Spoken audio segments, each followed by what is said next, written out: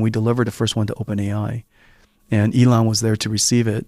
And this version, I built a mini version. And the reason for that is because AI has now gone from AI researchers to every engineer, every student, every AI scientist. And AI is going to be everywhere. And so instead of these $250,000 versions, we're going to make these $3,000 versions, and schools can have them, students can have them, and you just set it next to your PC or a Mac, and all of a sudden you have your own AI supercomputer, and you develop and build AIs, build your own AI, build your own R2-D2. What do you feel like is important for this audience to know that I haven't asked? One of the most important things I would advise is, for example, if I were a student today, the first thing I would do is to learn AI. How do I learn to interact with ChatGPT? How do I learn to interact with Gemini Pro? And how do I learn to interact with Grok? These learning how to interact with AI is not unlike being someone who is really good at asking questions. You're incredibly good at asking questions, and prompting AI is very, very similar.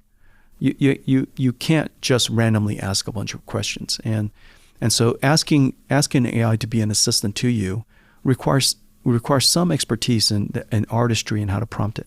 And so if I were a student today, irrespective of whether it's for math or for science or chemistry or biology, or it doesn't matter what field of science I'm going to go into or what profession I am, I'm going to ask myself, how can I use AI to do my job better? If I want to be a lawyer, how can I use AI to be a better lawyer? If I want to be a better doctor, how can I use AI to be a better doctor? If I want to be a chemist, how do I use AI to be a better chemist? If I want to be a biologist, how do I use AI to be a better biologist?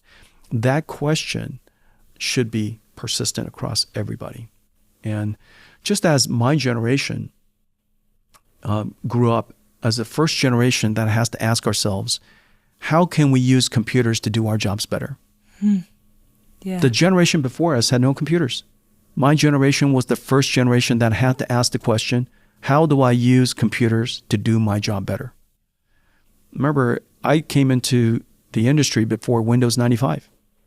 Right? 1984, there were no computers in offices. And after that, shortly after that, computers started to emerge. And so we had to ask ourselves, how do we use computers to do our jobs better? The next generation doesn't have to ask that question, but it has to ask the obviously next question, how can I use AI to do my job better? That is start and finish, I think, for everybody. It's a really exciting and scary and therefore worthwhile question, I think, for everyone. I think it's going to be incredibly fun. AI is obviously a word that people are just learning now, but it's just, it's made your computer so much more accessible. It is easier to prompt ChatGPT to ask it anything you like than to go do the research yourself. And so we've lowered the barrier of understanding. We've lowered the barrier of knowledge. We've lowered the barrier of intelligence. And everybody really ought to just go try it. The thing that's really, really crazy is if I put a computer in front of somebody and they've never used a computer, there is no chance they're going to learn that computer in a day. There's just no chance. Somebody really has to show it to you. And yet with ChatGPT, if you don't know how to use it, all you have to do is type in, I don't know how to use ChatGPT, tell me. And it would come back and give you some examples. And so that's the amazing thing. The amazing thing about intelligence is it'll help you along the way and make you superhuman, along the way. All right, I have one more question if you have a second. This is not something that I plan to ask you, but on the way here, I'm a little bit afraid of planes, which is not my most reasonable quality.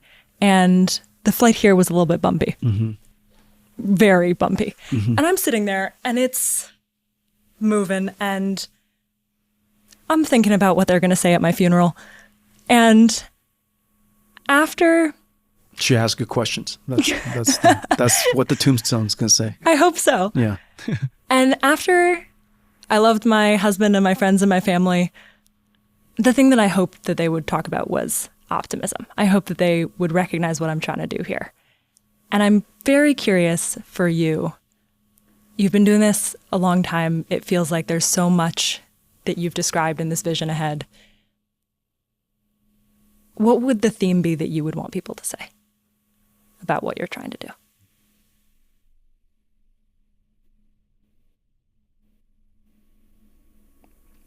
Very simply, they made an extraordinary impact. And I think that we're fortunate because of some core beliefs a long time ago, and sticking with those core beliefs and building upon them. We found ourselves today being one of the many most important and consequential technology companies in the world, and potentially ever. And so we take that responsibility very seriously. We work hard to make sure that the capabilities that we've created are available to large companies as well as individual researchers and developers across every field of science, no matter profitable or not, big or small, famous or otherwise. And it's because of this understanding of the consequential work that we're doing and the potential impact it has on so many people that we want to make this capability as pervasively as possible. And I do think that when we look back in a few years, and I do hope that what the next generation realized is well, first of all, they're going to know us because of all the gaming technology we create. I do think that we'll look back and the whole field of digital biology and life sciences has been transformed. Our whole understanding of material sciences has completely been revolutionized. That robots are helping us do dangerous and mundane things all over the place. That if we wanted to drive, we can drive, but otherwise, take a nap or enjoy your car like it's a home theater of yours. Read from work to home, and at that point, you're hoping that you live far away, and so you could be in a car for longer. And you look back and you realize that there's this company almost at the epicenter of all of that, and happens to be the company that you grew up playing games with. And I hope that to be what the next generation learn. Thank you so much for your time. I enjoyed it. Thank you. I'm glad.